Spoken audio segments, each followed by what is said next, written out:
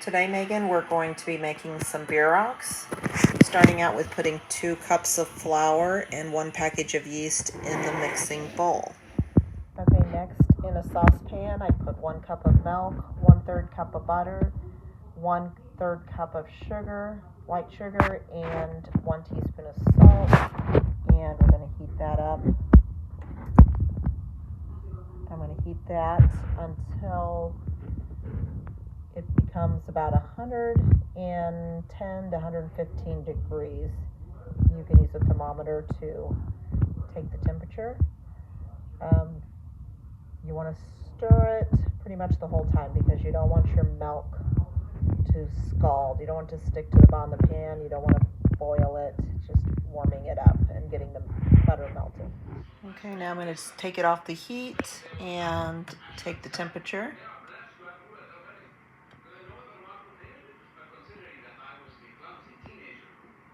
And as you can see,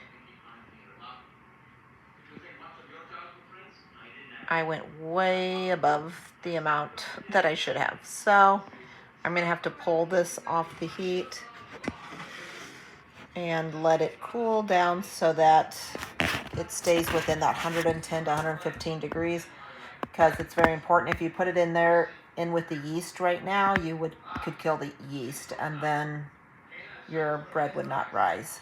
So we're going to have to bring that down to the right temperature. Okay, I've added the milk sugar mixture it came down to 115 degrees, so I went ahead and added it to that flour and yeast that was in the mixing bowl. I'm going to mix it on low for 30 seconds or so, and then I'll turn it up and mix it on high for 2 to 3 minutes. Now it's mixing on high. I'm going to have to pause it here in a minute and scrape down the sides and then mix again. And then I'll be adding the 2 eggs and mixing that well. So I added the 2 eggs and I've mixed them up. I need to scrape the bowl a little bit more. Then I'm adding 2 more cups of flour. I think the recipe calls for 4 1/3. So I'm going to add 2 more cups, mix that in, and then see if it needs the additional 1/3 cups. All right, now the mixer got the 2 cups. I'm going to probably go ahead and add the remaining flour, the 1/3. With my machine, the dough gets a little too stuck on here, so I have to stop and pull this dough off and remix it and keep kneading it. So now the dough is been kneaded. It's nice and smooth, and you're going to put that in a bowl and cover it and let it rise for an hour. And so to put in the bowl, Megan, I just put a little grease, a little butter in there. Then you give it a little turn to get the butter or oil on the top. Flip that over, and then I'm going to cover that either with a nice one of my bread cloths, or you can just put some plastic wrap over it and put it in a warm place, ready to rise. Okay, to make the filling, you're going to take a head of cabbage and you're going to slice it thin. I went this direction, Megan.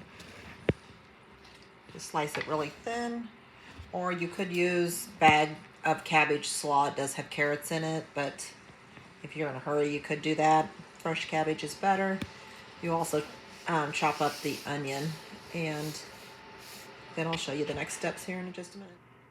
And next you put the shredded cabbage and onion in a fry pan, and you are going to stir and cook this till it's like wilted. The recipe said we could put a 1/2 cup of water in it and then cover it with the pan to help it to steam and cook quicker.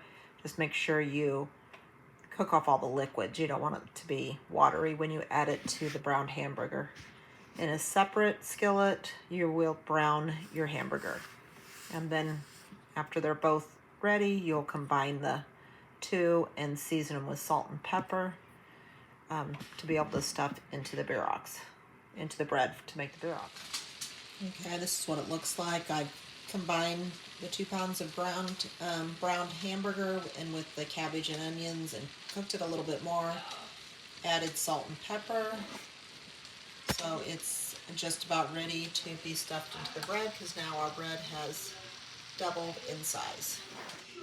Okay, so then I took some dough and I rolled it out into this circle, and then I'm going to put some of the filling on there.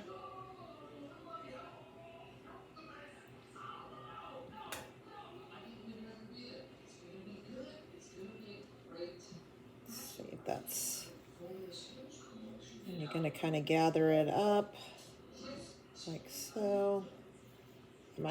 I could have probably put a little more filling in that one. Pinch all the sides, and then it's going to look like that.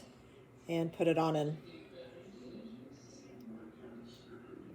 the baking pan.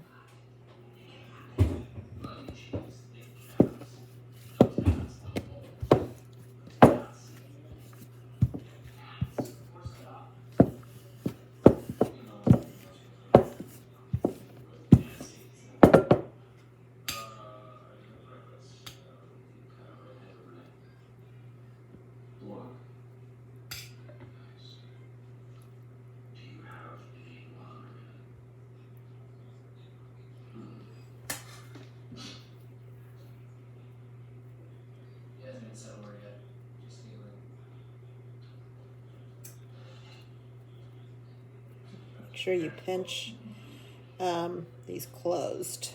Pinch them up there. Make sure it's closed. I don't want it to come out.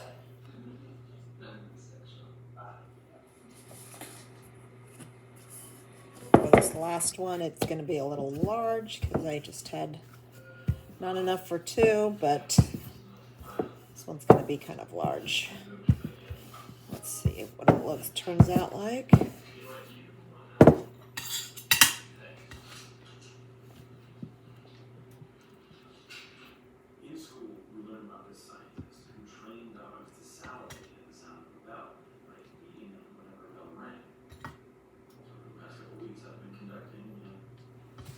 Got to pull up the sides to make sure. Kind of stretch it a little bit. Make sure all the sides get pulled up and tucked in. Pinch tightly.